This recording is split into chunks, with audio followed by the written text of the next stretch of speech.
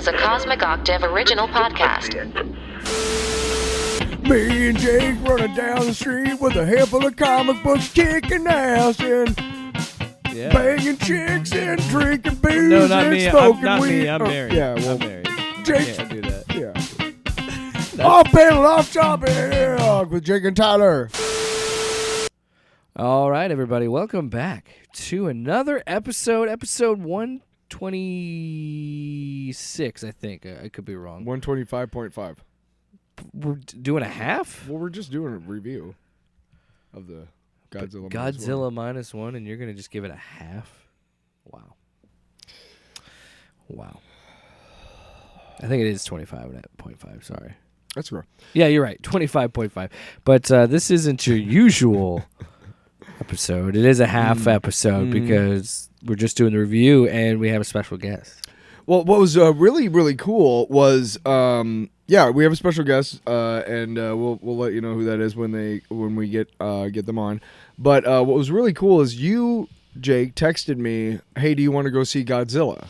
I figured you wanted to see And then it. our special guest texted me literally within 5 minutes of that. I can't remember which one of you guys texted first, but within 5 minutes saying, "Hey, I want to be on the podcast to talk about Godzilla Minus One." Yeah. Like within 5 minutes, and I was like, "Well, that's got to happen. I mean, fate has decreed it so." So here we go. Yeah, we're going to call our special guest. Get it going here. We're not sure.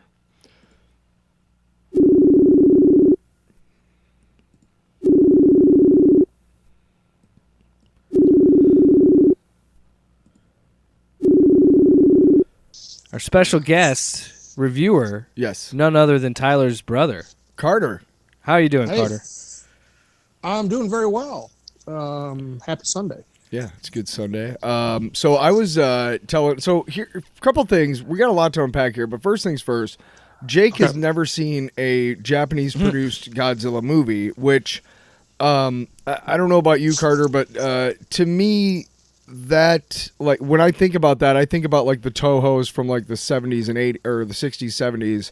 With like the guy in the suit and the miniatures and the Mothra and the mecha, all those. This is a lot different. It's still a Japanese produced Godzilla movie. Godzilla Minus One is what we're talking about, ladies and gentlemen. Yeah. But it's different because it's a lot more advanced, just kind of technically than the ones that you and I grew up on. So, what could we tell him about those movies that we grew up on? Well, so I think, I mean, they're definitely the special effects, the filmmaking techniques are way more advanced. In a lot of ways. I mean, but I think that the spirit is still there, right? I mean, it's very much in the same formula as I would argue almost all of them. Yeah. Because there's this definite I think you go back all the way to the original, and that one had the reliance on the monster, right, as an element of the story. People will say, well, gosh, it's if you say, hey, I'm going to watch Godzilla, and you see it, and it's like he's in it for 15 minutes, right? So I think that's still there, right? I mean, it's not that my dinner with Godzilla, right? We're just gonna sit around with him and chatting for 2 hours. It's like Jaws. And I think especially this one, real quick, Jaws is probably like a really great example of how they use Godzilla, right, the monster. Yeah. So real quick, I wanted to point that out because I did.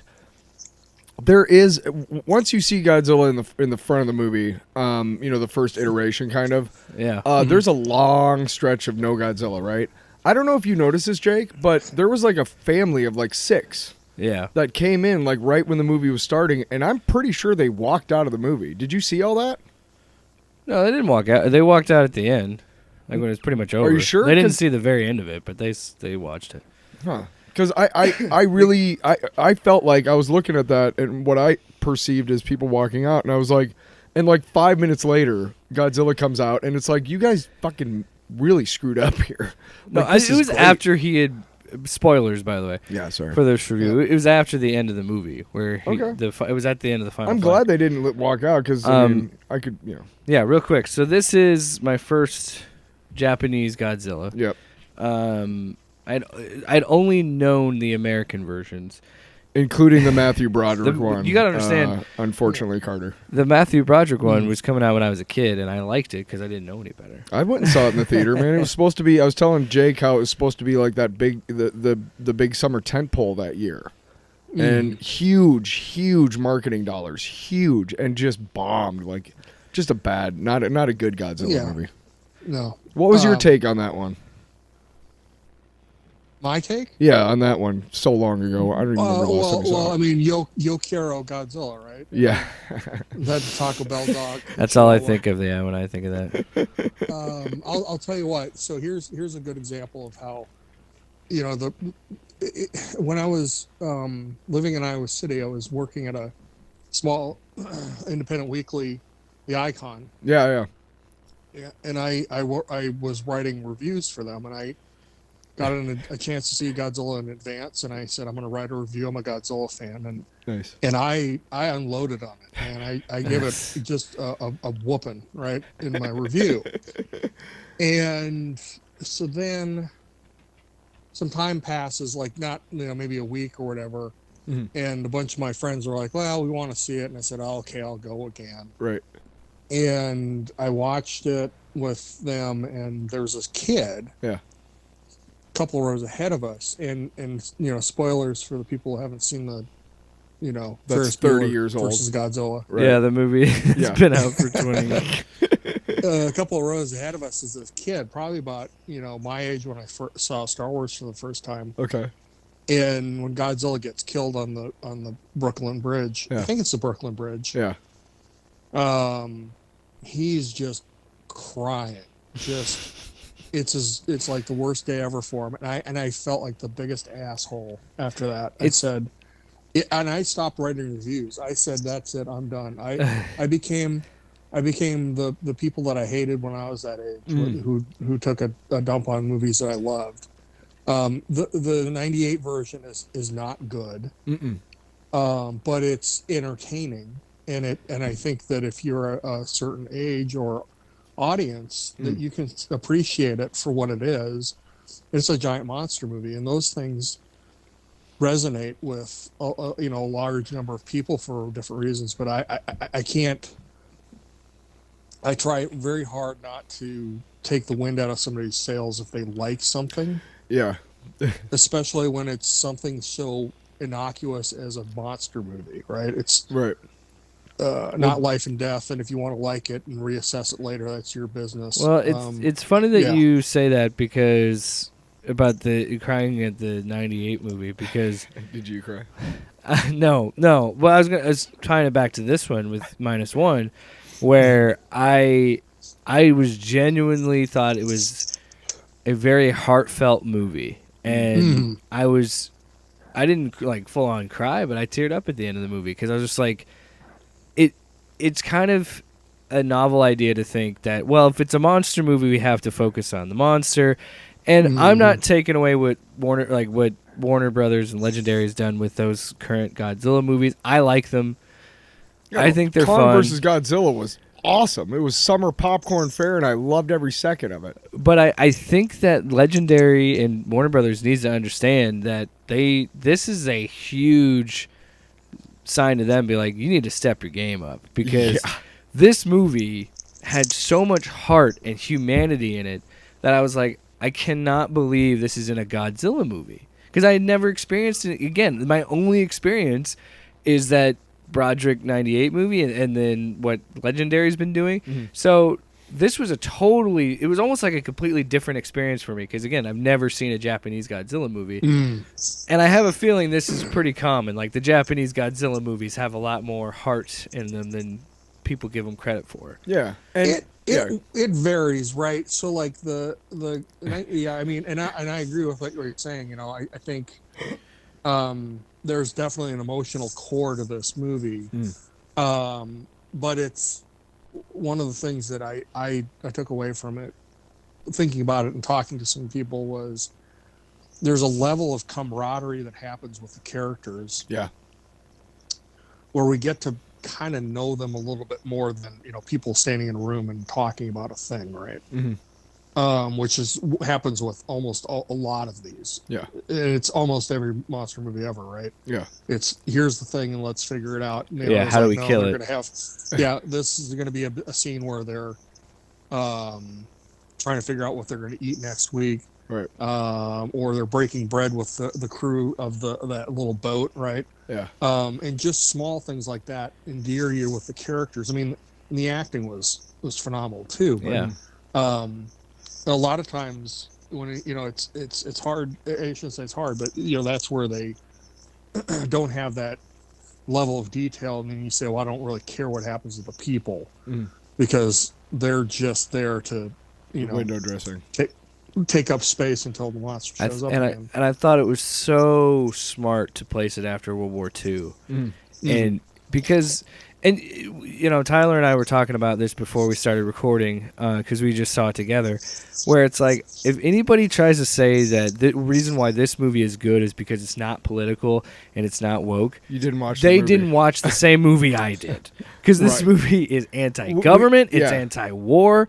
It talks about how governments continue to fail us in every way. And, like, the whole point of this movie were that citizens did it. Yeah. Citizens killed it. Like, that's such a fucking cool, powerful message for this movie. That speech alone at the end, right before they get going, or at the end of the presentation where the doctor says, this country has been too, cheap with lives. And, let's do this without sacrificing one life. And you could tell that resonated with that Koichi character, Shikishima. Shikishima. It's because it looks like Shikishima, but the way they pronounce it is like Shikishima or something. It's very quick or whatever. But the main character, basically, the kamikaze pilot who didn't do the kamikaze, and that's part of it. Is just how much it was talking about. We can't talk about Godzilla movies and the loss of life in World War II and the kamikaze pilots and everything, and we can't talk about that without talking about the connection between the atomic testing, the bombs dropped on Hiroshima and Nagasaki, and how Godzilla came out of that in the Japanese kind of worldview, if you will.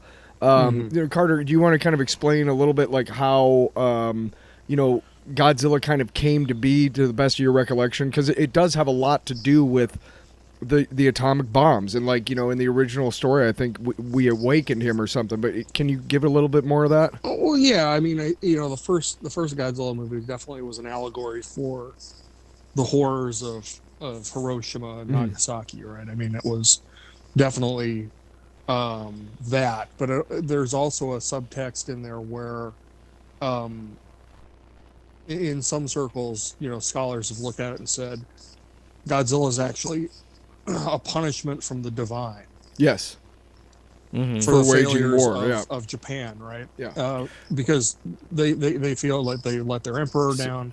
He was, this is their punishment. It wasn't just that atomic bombs are bad. It was, this is what we're getting for doing what we did. Yeah.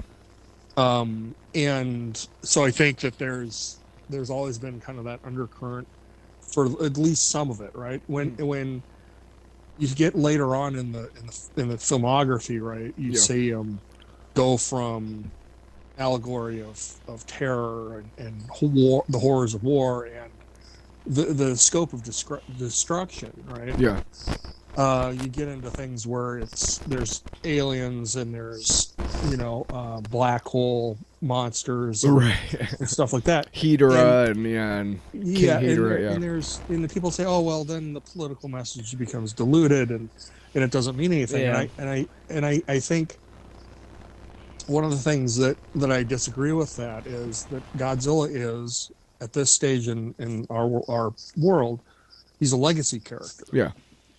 And all legacy characters have a time and a place that that you can sit there and go 50, 60, 70 years later, say, well, this isn't any good, right? Yeah. And I think that's bullshit, because that's hindsight, and then that's also an insult to the people that made those movies at those times, right? Right. Is Godzilla a superhero? Yes. Is Godzilla an allegory for the horrors of war? Yes. Is Batman the grim? Yes. Is he Adam West? Yes. Is James Bond Jason Bourne-like spy? Yes. Is he a superhero? Yes. Robin Hood, Jesus Christ, Superman. Well, you so- get long enough. You get long enough in the thing, and what it becomes is a reflection of the world that is at that time, right? So if you go back to Shin Godzilla, which came out in 2016, that was very much a reflection of how they were looking at the world just 5 years after the disasters of 2011, where they had The tsunami, earthquakes, so on, and Go ahead. the legendary stuff. I was just gonna say, you talk about reflection. I think that a lot of people talk about the legendary Godzilla movies is that he is more of like a superhero, because that's what's selling right now, and that's why Godzilla versus Kong was this big. And granted, we had seen it before, but this was like their big civil war. This is our version of Godzilla. Well, when versus Kong. when they finally do team up to beat Mechagodzilla in that movie, it's not on the level of hey, Captain America just caught Thor's hammer type of movie moment, but it is a all right, kick ass, awesome. Yeah. There is that, but there's also an element of there's still things happening, right? Yeah. So if you go back to 1971, Godzilla versus the Smog Monster, Godzilla versus Hedorah, right? Yep. A very, very, very political movie. Yeah. Almost, where it's like, because the whole idea is that this alien thing has come from outer space, and it's come to our planet, and it's eating off of our pollution. Yes.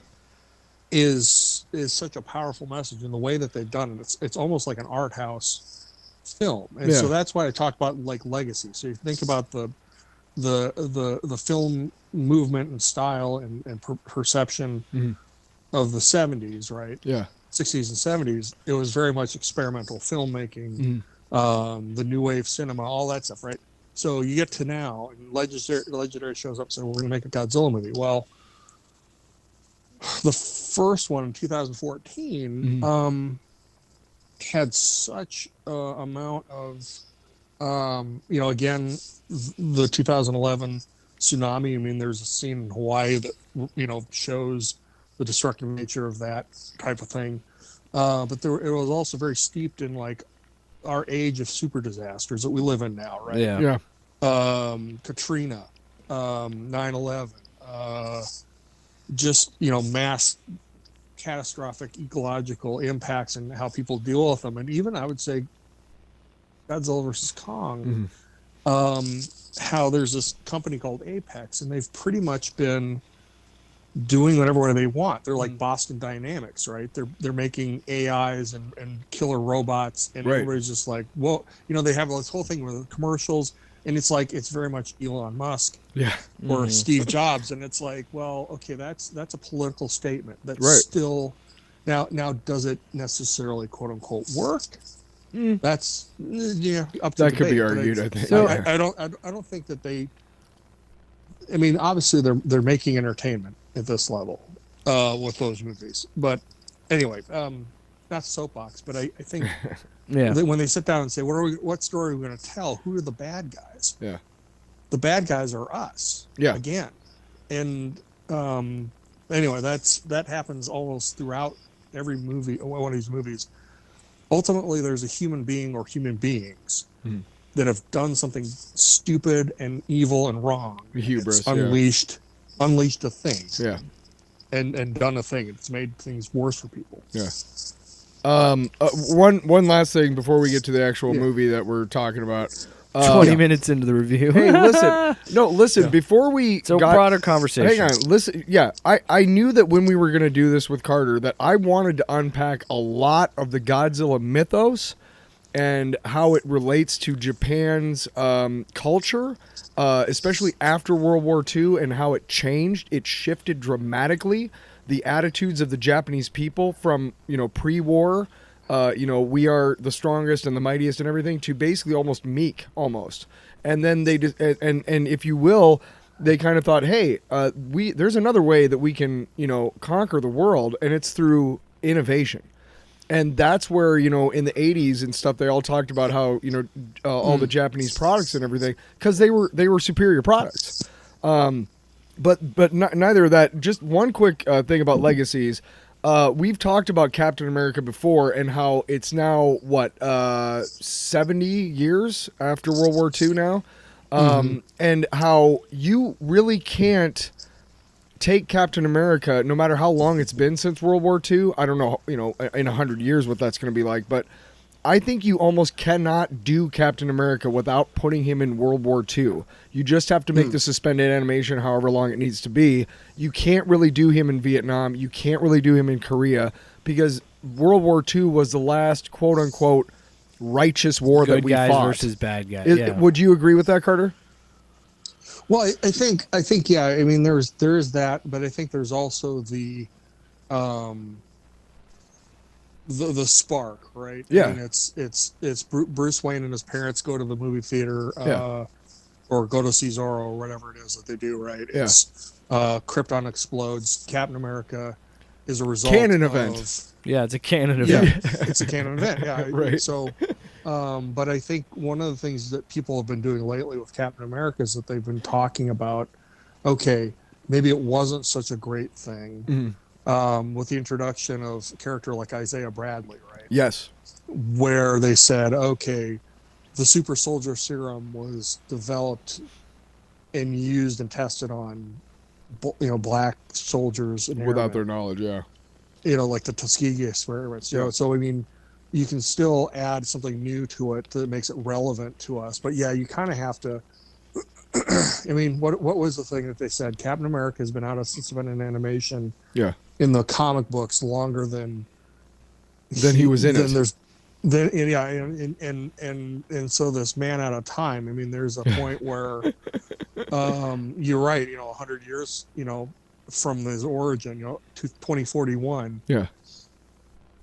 It's going to be kind of hard for this fish out of water thing to happen as effectively as it does. It'll be time for a Crisis on Infinite Earths from Marvel at 2041, I guess. Right. Well, but anyway, yeah. So, like, this movie, how this whole thing comes together, like, story-wise, I think, again, is such a fascinating portrayal of the character, where it's like you again, having no prior experience with this, I really felt like this movie, you were talking about how when you think about it, it was created as, like, yes, what we talked about, like a moral thing, like this was a punishment for war and fighting and all this other stuff, but we're seeing it take such pride and care with this movie, because they turned him into what he originally was, or what it was, which is this horror character. A force for destruction. When Godzilla is on screen, it is terrifying.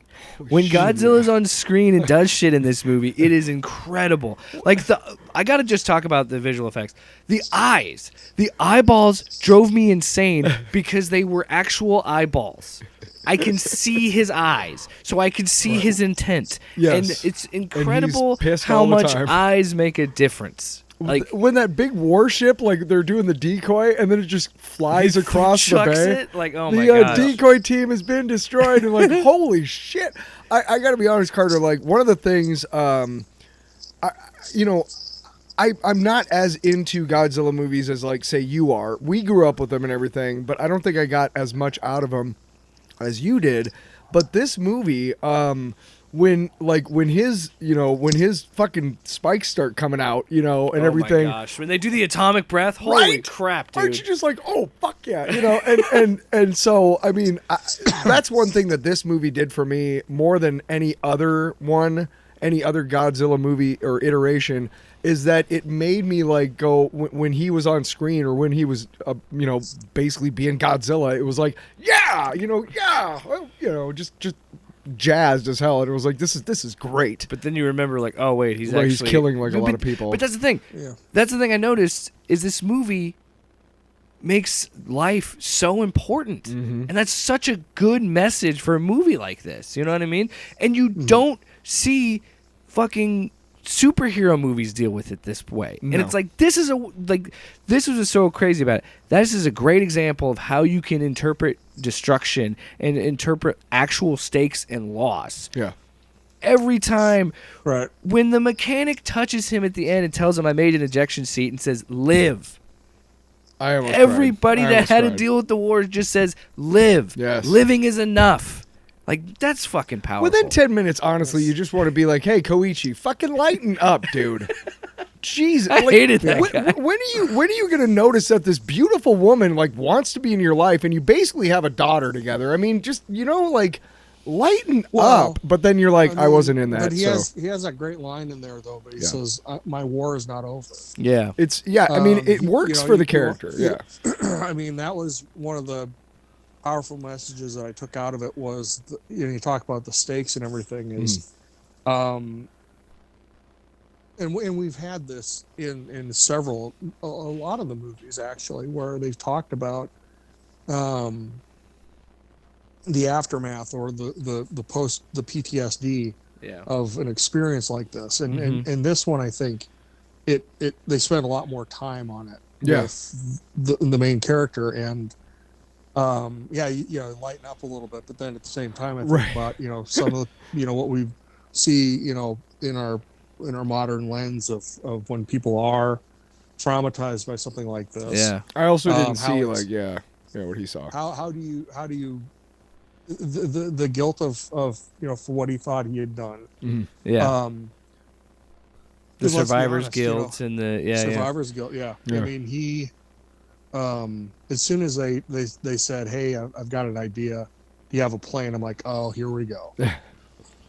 He's gonna do the kamikaze, or he's gonna fulfill his legacy. He's going to earn his honor. And as far as the ejection seat, I thought it was interesting that it was a German ejector seat. Yeah.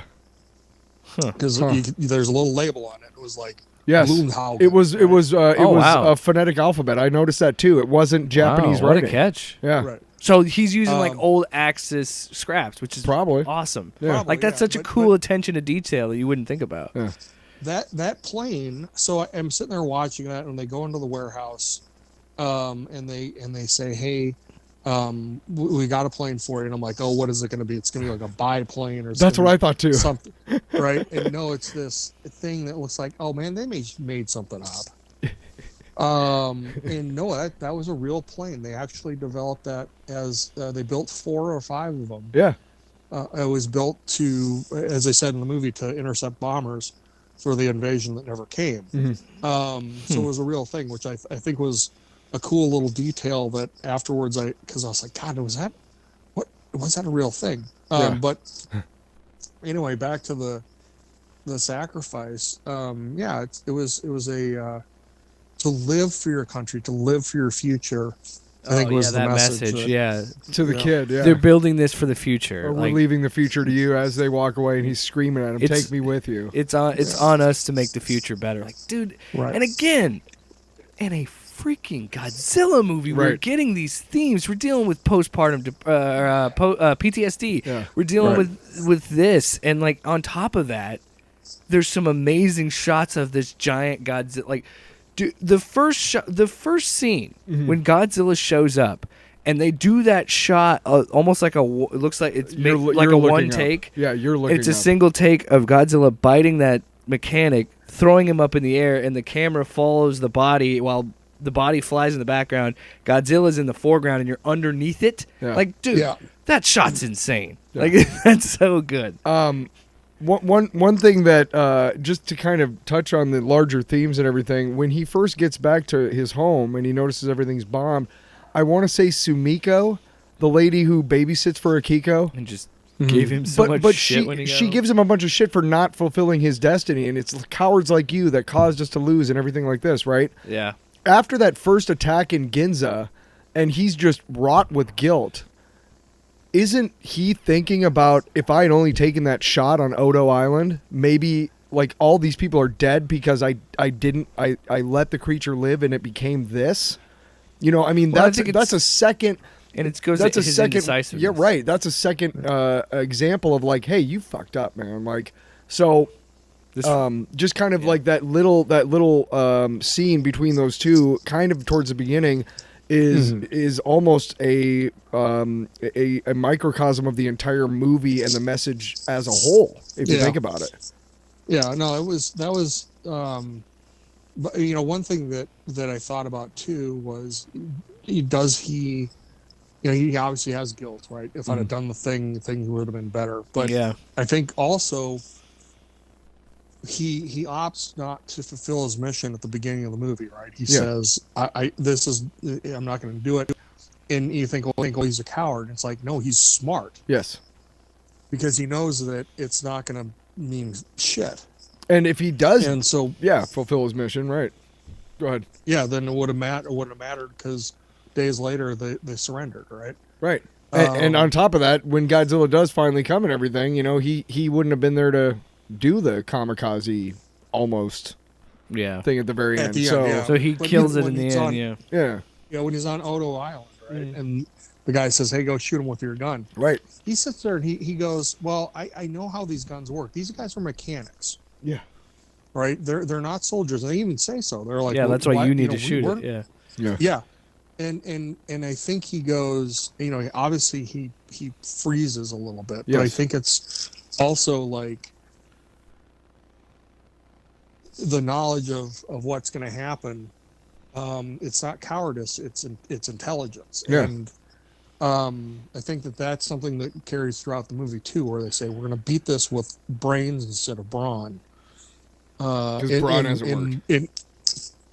Brawn hasn't worked, right? They sent the one battleship after it, Which and was that a cool Oh, fucking The sequence. sequence where he's chasing their boat. Oh, yeah. Oh my Oh, god! yeah. And it's the eyes. I'm telling you, it's the eyes. The fact that I could see this monster's eyes make it even more scary because I see his eyes of intent. Real you quick, know what I mean? real quick, Carter. I remember. I want to say in the '90s, Dark Horse brought back a Godzilla comic book, or they started doing one. And one of the iconic kind of images from that was the Art Adams cover. Do you know what I'm talking about? yeah. Okay. I don't know about you, but that Godzilla in -1 looks exactly, or vice versa, the one, or he's just a really incredible artist. But I really liked that. Helped me a lot to get into this movie, because you know, one thing we do gotta mention: Godzilla has changed his look many Yeah, I mean, times. there's very much, but yeah. That helped me get back into the movie and get back into Godzilla, was that it was a recognizable iteration. I mean, talking about the 98 movie, that was unrecognizable to me. What the hell Yeah. is that? It's a big lizard, Right. and, you know, so yeah. I mean, even the legendary one, he definitely looks. The joke online was that he was chunky because he looked bigger than. Well- but to be fair, this Toho version, he got some thick thighs. Well, Though. Come on now. No, Think- yeah. I was Yeah, thinking yeah. about that. Yeah, He's Carter. a thick boy. I was thinking about that too, where his entire lower body is like really, really big, right? And why? Because he's swimming underwater. Yeah. And Yeah. let's think about this too. When he's like up in the water during a lot of these ocean He's not scenes, standing. yes, no, he's treading water, right? He has to be. He's not tall enough, Yeah, right? his feet are kicking underwater. Right. So yeah, of course he's got gigantic thighs. I mean, he could, you know, yeah. Yeah, But- he's a leg swimmer. Yeah. But you know, one thing I will say about this iteration, so you know, I've watched them all, watched them more than a few times, right? And almost every one of them, it's like, oh yeah, Godzilla's here. That's all right. Even the 1954 version, Yeah. where there's a certain amount of dread permeates, right, the kind of the horrific nature of it. It is very spooky and effective, especially in black and white. Oh yeah. But this one, was probably one of the first times that I've seen a Godzilla movie where I said, I want this fucker to leave. I Yeah, want him out right? of here because It was awful. It was awful, yeah. And he's kind of an asshole. I mean, one Right? of the first truly, like, and not just a wild monster or wild animal kind of like villainy, Yeah. quote unquote villainy, right? But like Jaws, Yeah. you know, again, back to comparing that to that movie, where it's like, you know, you could say maybe there's a prequel motivation thing where it's like, oh, you know, somebody called him a bad name when he was a little kid, and that's what motivates him to be a jerk. But he shows up on Odo Island and he just starts stomping ass, right? Just for no reason. And- Just was like, reason. I'm gonna fuck these guys up. That's it. I was going to Yeah. take a nap, but you assholes are here. I'm now I gotta hungry. kill you. Yeah. And there was you know, so there's a sequence in the movie that he has that nightmare where Godzilla's kind of come to his home, and there was almost like this brief moment where I thought, oh God, it's gonna be a thing where it's like a curse or some sort of supernatural thing. Yeah.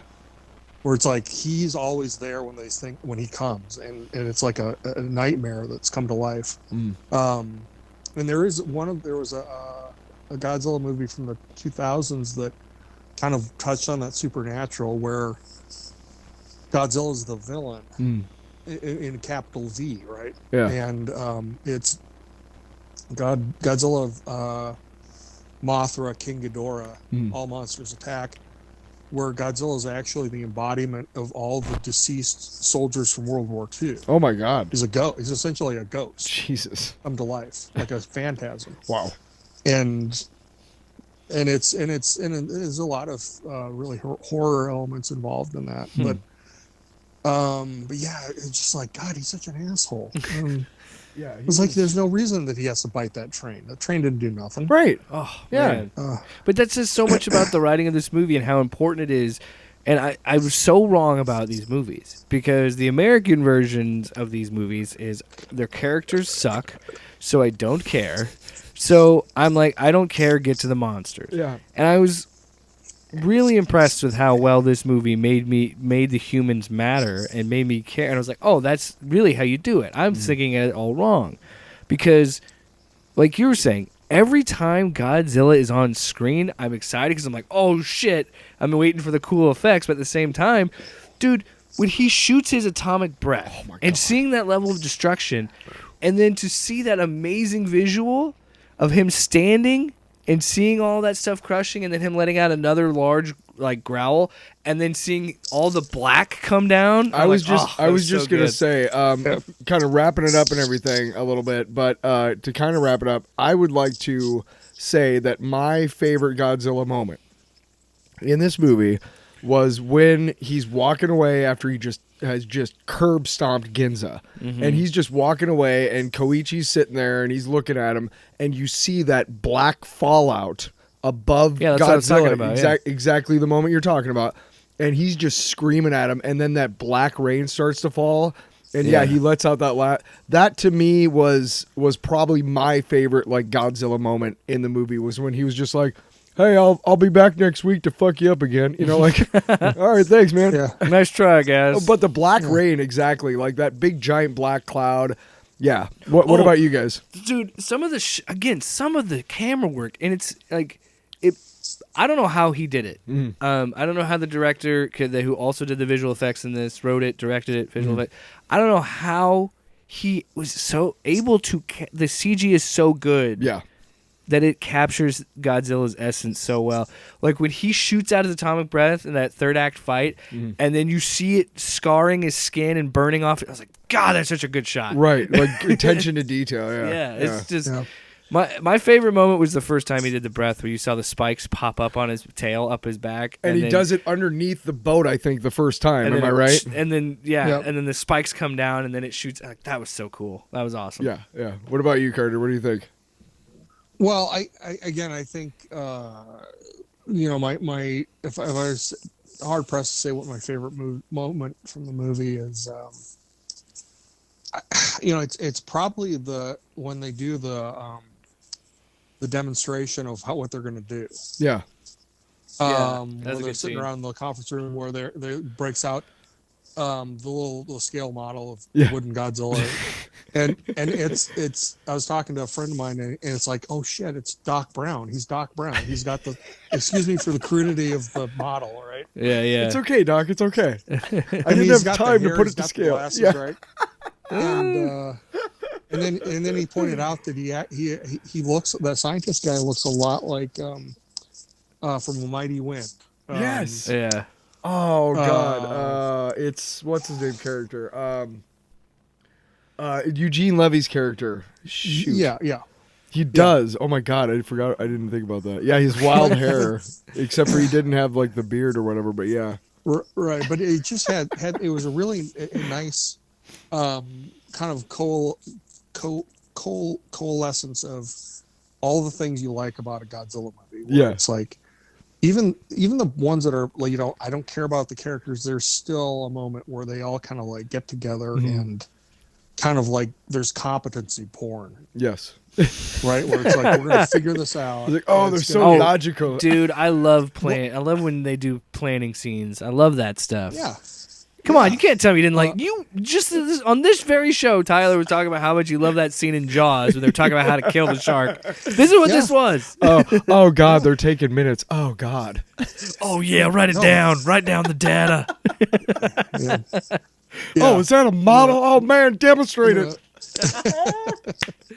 But see, can I just say, I think the whole plot to kill Godzilla in this movie was kind of hilarious to me. Like, we're just gonna sink this thing that lives in water, but then we're like, no, all this pressure will kill it. And I'm like, do you think that you're gonna sink the giant? And It did work. It just didn't work. yeah, Well, and that's what was great about it was when and this is back to my comment about the competency porn, where it's like he gives it the science, right? He goes, here's the math, and you go 1,500 tons per square inch at this rate, at this, you know, and it's like, oh yeah, that would be bad. That would be fucked up. Yeah. And then if it doesn't work, then we raise them right away, and that's also a good like, hey, let's just fuck And them they're up like, as well, much let's as go we can. demonstrate, and they're like, here's this inflatable dinghy that pops out, and they're all like, and it was really just kind of neat, right? Yeah. It was, and then I will point out one thing, and I don't know if you noticed this, but did you notice the Top Gun thing? What part? Well, like the main character, he's Maverick, right? He does wear that. he does wear that jacket like a lot through the movie. well, he's a He pilot. rides on- Same motorcycle. hairstyle. Yep. Wow. You got the Tom Cruise haircut. He's He got does. the Didn't even airplane. think He about does that. the thing. It's take my breath away. I was, you know, like, Oh wow. but it speaks. It just real quick. I know we're running late, but We got time. it We're speaks just it speaks about a lot about like the and I'm not going to try to pronounce his name, but the person behind this movie has said that, you know, he has his the language of movies, the language of cinema is so deep Yeah. that it shows, right? You know, you talk about how well they did the things and how, you know, they got all these. It's somebody who studied the craft and understands it and understands the language, Yes. Yeah. Absolutely. and is not bothered to like do anything else other than that vision, right? Yeah. And using those tools, and that's, you know, I think that if I'm going to give this thing a grade. And I've been thinking about this a lot. What am I going to call this? I'm calling this a very good movie. Yeah. And people say, "What do you mean? It's great." I'm like, "Yes, you can say it's great with, you know, but at its heart, it's a very good movie. It's a movie that if you see it on TV at any point when it's running, you'll stop and you'll watch the rest of it." Yes. And there's, you know, I think that's the difference between this and maybe some of the other efforts is it's a good movie, good, like a good meal, right? Yes. You're Yeah. satisfied by it. You are comforted by it, but you get some new things There's out some of it. fried shit, but there's also veggies. Right. Yeah. But yeah, Full, yeah. Yeah. I give it 9 out of 10, 9.5 out of 10. Yeah. I take a point away from it because I totally disagree with the bringing back. I didn't. The very end. I didn't. I didn't like that in Noriko coming back. I didn't like it either. I did because Kinda takes it away a you know little, in my what? That opinion. guy's been fucked with, and like, you know what? Let's He still Yeah, had yeah, no, he has. Akiro. He still had the kid. Akiko, absolutely. But Akiko, I mean, sorry. to me, like bringing back the family. First of all, no, that wouldn't happen. Especially the way what happened to her. No, No, she she's doesn't dead. survive. Yeah. But yeah, I totally get why you guys don't really like it, but I did like it just because I knew when she got that telegram during the fight, I knew that it was, hey, she's okay. Yeah. How do I get word to Koichi that she's okay? Oh yeah, you know, no, right? I totally get it. Right. But I get why it's- you don't like it yeah. either. Yeah. Well, and it's not that I don't. I Or don't why hate it's- it. yeah. It's just I think that it feels a lot like they did a test screening and they said, Yeah, it does. Hey. It does feel like they had to reshoot. Yeah. Maybe. or going back to Jaws as a comparison. So in Peter Benchley's novel, Yeah. Hopper dies. Yeah. Hopper's killed by the shark. Yeah. And they follow that arc all the way through the movie, and then poof, he shows up at the very end. Yeah. And because they looked at the dailies, they did some test audience stuff, and they said, we didn't like that Hopper died. Yeah. And he comes back. And that feels a lot like that, where it's like, it doesn't, I wouldn't say cheapens it, but especially the you know, she should have been vapor. It's right? a It should have yeah. been. Well, she gets blown back, and then everything gets blown the other way because of how Yeah. physics works with explosions. You basically create a vacuum. Quick aside, obviously we're off panel, off topic, but when you see dudes like running 10 feet away from an explosion in a movie and they jump at the moment of explosion and they're okay, that shit doesn't happen in real life. Those guys' lungs and hearts are outside of their bodies because of the rush of air to fill that shockwave. vacuum. When an explosion creates a vacuum in time-space, the rush of air, everything around it just whoosh. Like that doesn't happen. But yeah, so yeah, just kind of wrap that part of it. But we are this week we're going to start this. I don't thing know who called- agreed to this. What we're gonna start this? We're gonna start doing Die Hard December this week, starting this week. Next week. Yeah. Right, but we wanted to. Jake and I each want to watch a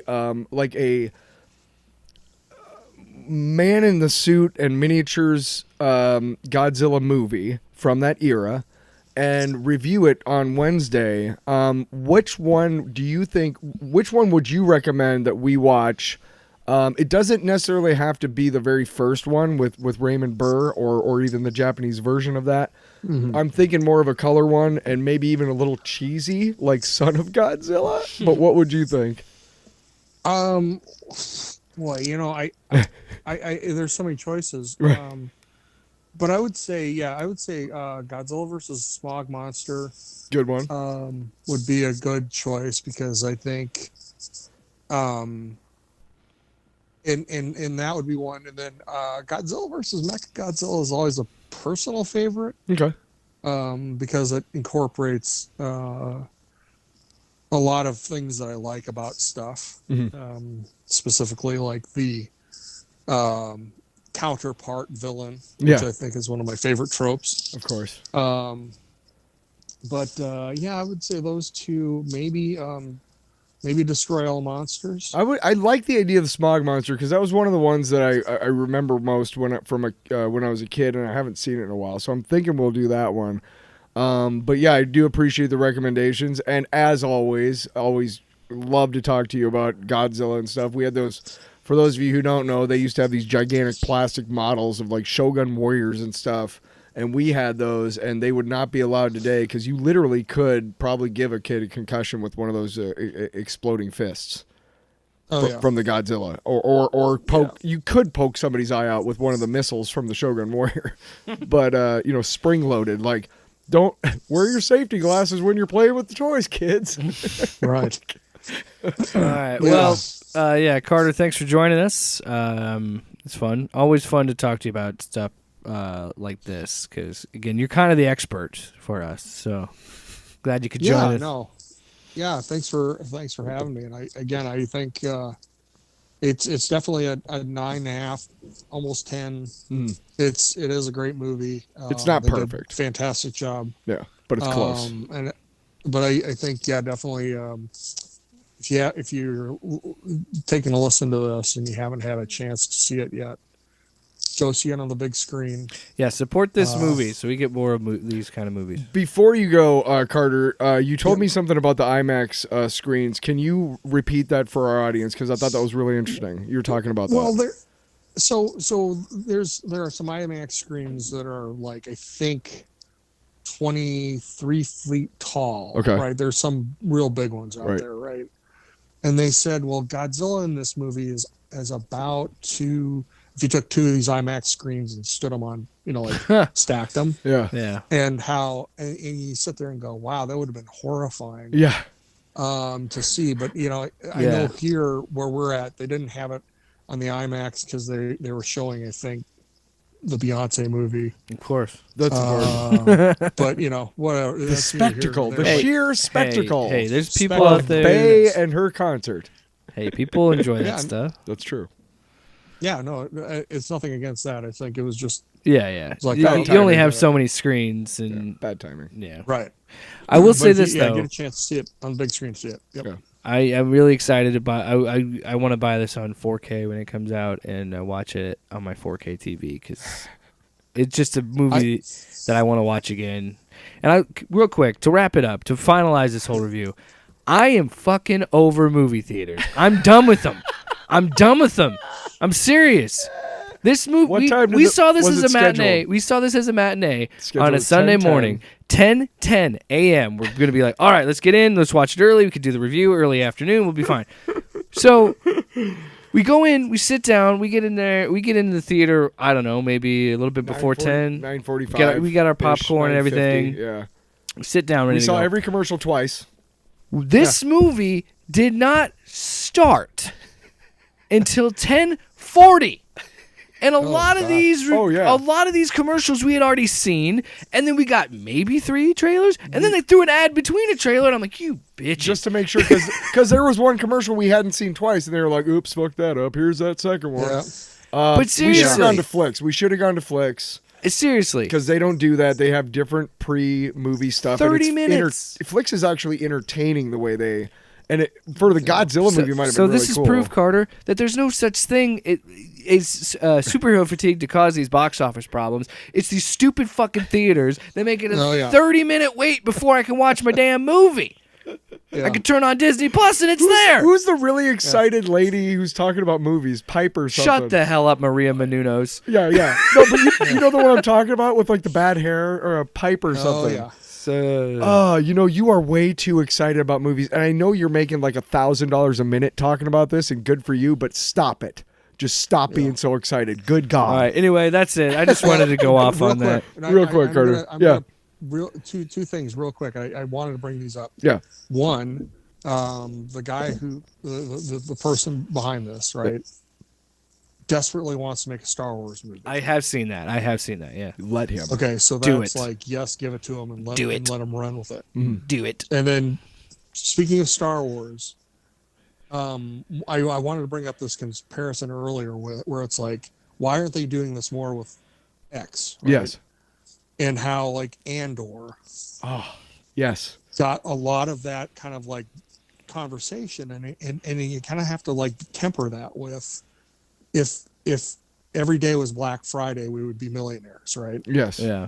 It's like, but that's one thing. But the mistake I think some filmmakers make is we'll just copy it. Yes. And it's like, no, you don't. Look at you, JJ. You can still have all these things that are quote unquote campy and goofy and whatever. But if you do it well, doesn't matter what the theme is or the focus, like all that stuff. You do it good, and people are going to like it. It's all about the story. We got some JJ hate on this podcast.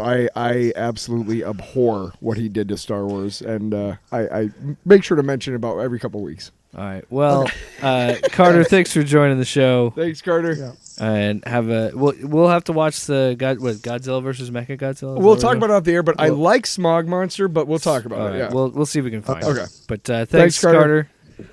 Yep. Thank you guys. What my What'd you do? What a nice gentleman, huh? Yeah, well, I grew up with him. Yeah, he taught me manners and all that stuff, and how to.